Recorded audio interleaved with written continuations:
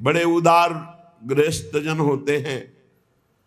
वो धनी थे तो उन्होंने बहुत सी जमीन श्यामानंद महाप्रभु के नाम कर दी, साधु सेवा देख कर कि यहाँ संत सेवा होती।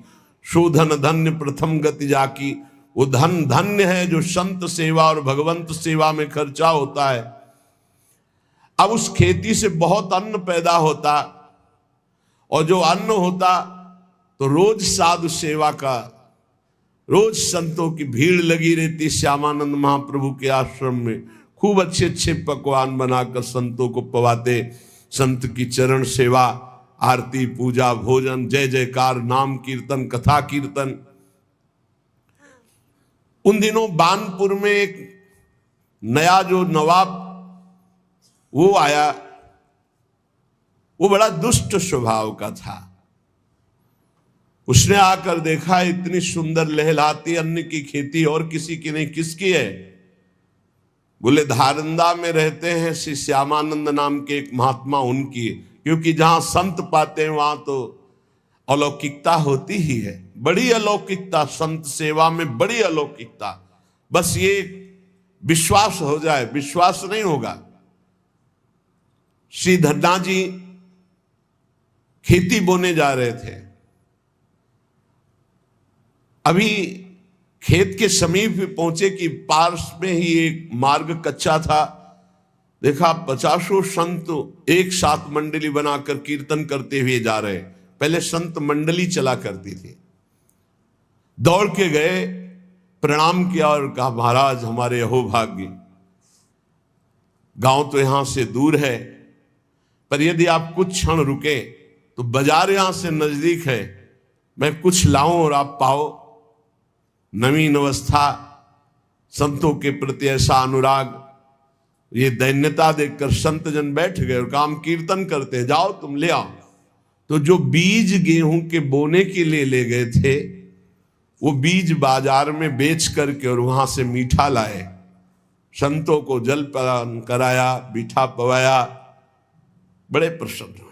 संत जन पाकर नाम कीर्तन जय जयकार करते हुए चले गए। अब इन्होंने कहा कि घर में मां डांट लगाएगी अगर ये पता चल जाएगा। ऐसे ही खेत जोता, ऊपर से पहटा लगा दिया, मानो खेत बो गया है। बस घर गए, खेत बो गया है, बहुत बढ़िया जगह बीज बो गया। अब खेत में तो एक दाना नहीं डाला था, इसलिए देखने ही नहीं गए। 20-25 दिन बाद पड़ोस का किसान आया, उसने कहा कौन सा आप उर्वरक लगाए थे आप अपने खेत में? ऐसा एकदम काला खेत पड़ा हुआ है, हरा एकदम। तो उनका काहे को विनोद करते हो, हमारे खेत में तो। उन्होंने कहा तुम्हें विश्वास नहीं, तुम चल के देख लो। तो इतना कह के वो पूरी बात नहीं बता पाए कि कर तुम अन्यथा कर तुम श्री भगवान है। हमने बीज को संतों के उदर में डाल दिया, तो कहीं ऐसा आश्चर्यजनक खेल तो भगवान ने नहीं कर दिया। गए तो देखा खेती बहुत अच्छी तरह से जगी हुई, एकदम हरी। हे भगवान, बिना बीज के खेत और सबसे जोर की फसल, उसकी रक्षा स्वयं श्री भगवान। उनके चरित्र कभी आएगा तो सुनना। संतों के उदर में जो बो दिया गया वो अमोघ, शोधन धन्य प्रथम गति जाकी। तो किसी जमींदार ने बहुत सी खेती दे दी थी कि संत के उदर में अन्न जाएगा, सबसे बड़ी बात है। अब वो दुष्ट जब देखा कि इतनी सुंदर खेती हुई, इतनी ज्यादा मात्रा में, और किसी बाबा जी के पास, संत के पास, तो दुष्ट का हृदय ही ऐसा होता है कि संत से अपने आप द्रोह करता है। जो पापी जन होते हैं, जो दुष्ट हृदय के होते हैं, उनको संतों से जलन होती है, देखकर उनको जलन होती है। वो दुष्ट तो था ही, आया आश्रम और बड़ा दुर्वचन बोला। नवाब था और आदेश कर लिया कि इनकी सारी संपत्ति अपहरण कर ली जाए, राज कब्जे में ले ली जाए। आदेश की जरूरत थी, खेती कब्जे में कर ली गई, आश्रम में जो कीमती सामान था वो सब कब्जे में कर लिया गया, संतों को अपमानित किया। नवाब था। श्यामानंद जी ने विचार किया कि इस जमीन को कैसे छुड़ाया जाए, इससे तो बहुत से संतों का रोज भंडारा होता था। तो गुरु जी को अपने शिष्य की महिमा याद आई। ये बहुत बड़ी बात है, शिष्य को गुरु जी याद आवे। ये तो सिद्धांत है कि दुख पड़ा तो अपने गुरुदेव की याद कर ली, लेकिन यहां उल्टा हुआ। दुख का समय आया तो शिष्य की याद आई, रसिक मुरारी की, और एक तत्काल पत्र लिखा कि यहां के वर्तमान के नवाब ने जबरदस्ती सब सामग्री छीन ली संत सेवा की और जमीन जब्त कर ली है। तुम जैसी परिस्थिति में हो वैसे चले आओ।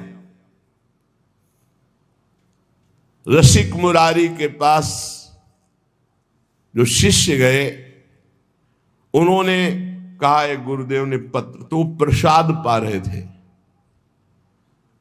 क्या पत्र में लिखा है? गुरुदेव ने कहा है कि बादशाह ने जमीन जब्त कर ली, तुम जैसे हो वैसे चले आओ।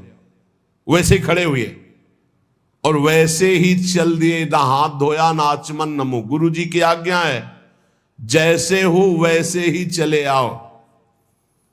ये बहुत बड़ी बात है, गुरु आज्ञा पर स्थित होना।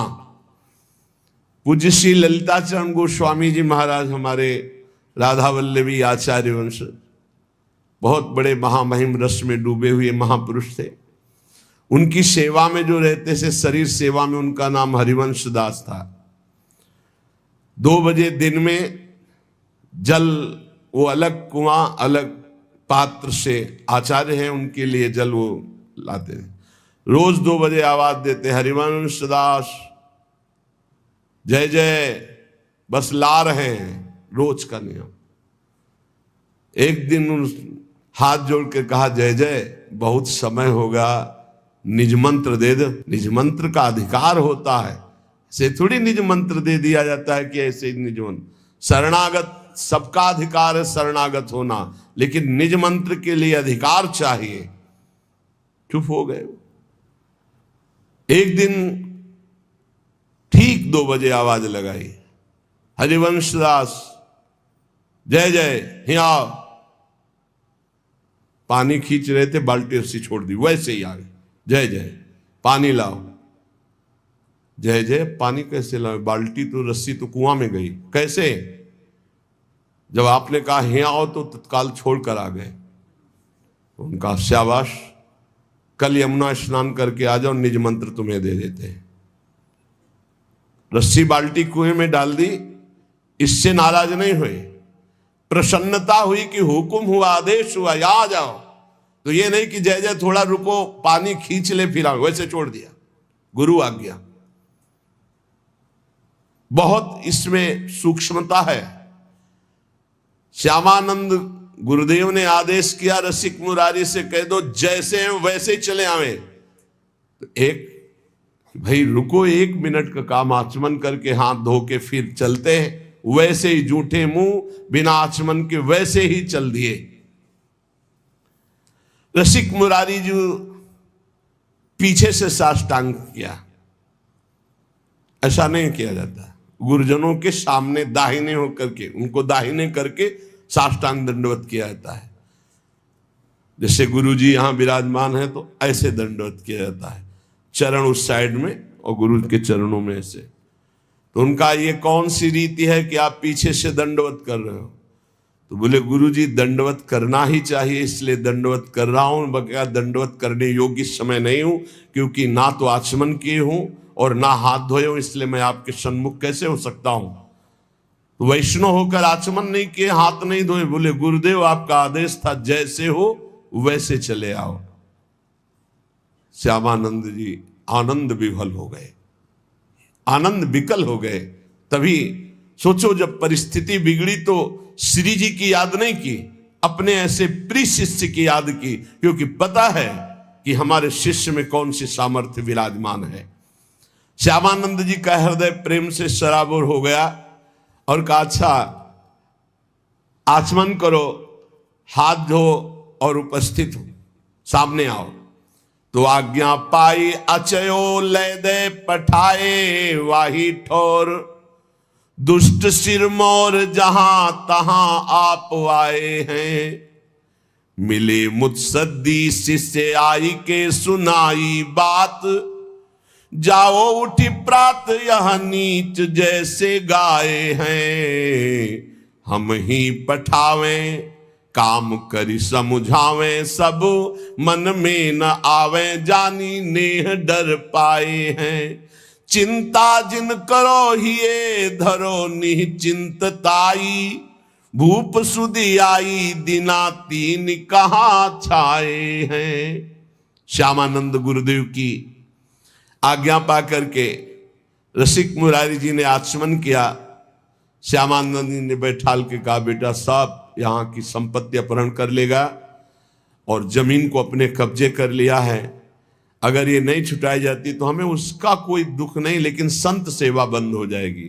जो हमें संतों का उच्छिष्ट मिलता है, चरणामृत मिलता है, संतों का दर्शन मिलता है, सेवा के बहाने से सब संत जन आकर के दर्शन देते हैं, ये सौभाग्य हमारा लुट जाएगा। इसलिए तुम्हारी याद की, तुम्हें बुलाया है। तुम्हें उस दुष्ट के पास जाना है और उसे जाकर के भक्ति का उपदेश करना है और सब जितना अपहरण किया सब वापस लाना है। गुरुदेव कह रहे शिष्य से, ये अहो भाग्य। शिष्य का स्मरण गुरुदेव और सेवा का भार शिष्य को दे दे गुरुदेव, ये अहो भाग्य, अहो भाग्य। लेकिन ये किसी भाग्यशाली समर्पित शिष्य में ऐसा सौभाग्य उदय होता है। पूरी सेवा दुष्ट के सामने, जहां आपने कुछ नहीं किया, आपके सामने होते होते सब अपहरण कर ले गया, उसके पास रसिक मुरारी को जानते हैं कि जान का भारी खतरा है, क्योंकि दुष्ट है नवाब, हुक्म कर दे तो तत्काल गर्दन उतार दी जाए, ऐसा उसका स्वभाव है। आदेश कर दिया, जाओ और उस दुष्ट से सब संपत्ति वापस लाओ।